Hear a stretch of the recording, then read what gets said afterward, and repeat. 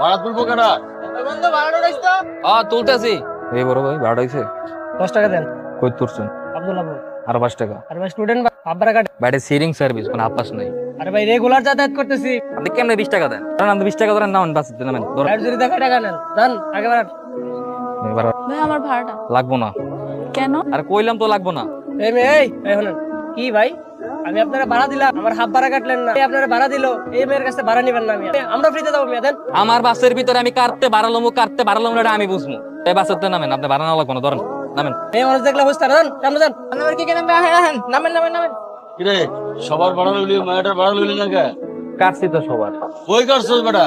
বাড়ালো গাড়ি কি তেল দিয়ে চলে না পানি দিয়ে চলে?